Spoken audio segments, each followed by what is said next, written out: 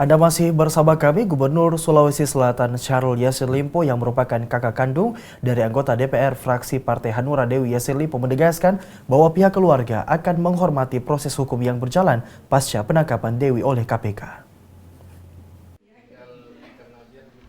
Pasca penangkapan anggota DPR RI dari fraksi Partai Hanura Dewi Yassin Limpo oleh Komisi Pemberantasan Korupsi KPK dalam dugaan menerima suap pembangunan pembangkit listrik tenaga mikro hidro PLTMH di Deiyai, Papua, Gubernur Sulawesi Selatan Syahrul Yassin Limpo yang juga kakak kandung Dewi Yassin Limpo menegaskan bahwa pihak keluarga akan menghormati proses hukum yang berlangsung di KPK.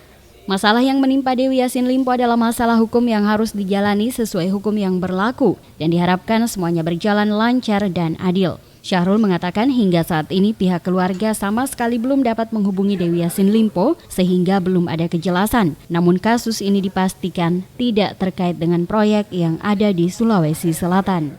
Orang itu masalah hukum harus bisa dijalani secara hukum dan biasa saja. Menurut saya sikap keluarga harus punya toleransi yang kuat, dukungan yang kuat agar proses hukum bisa berjalan dengan baik.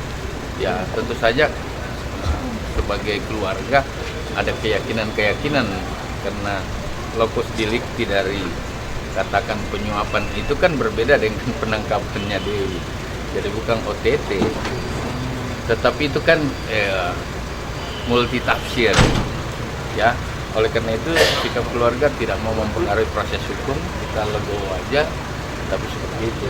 Walaupun saya lihat di televisi, bukan saya membela. Dewi tidak mengakui, dia tidak terima uang, tidak pegang uang, tidak tahu berapa jumlahnya, dari mana uang itu dia nggak tahu. Itulah pembelaan yang disampaikan di televisi. Sekali lagi keluarga punya sikap bahwa silakan proses hukum. Kita percaya proses hukum bisa berjalan dengan adil. Kita percaya KPK harus menegakkan yang salah harus disalahkan. Kita percaya seperti itu. Syahrul juga meminta agar media tidak memberitakan secara tendensius dan menyudutkan agar tidak mengganggu semangat untuk membangun Sulsel. Dari Makassar, Syarifuddin Hamzah, GoTV memberitakan.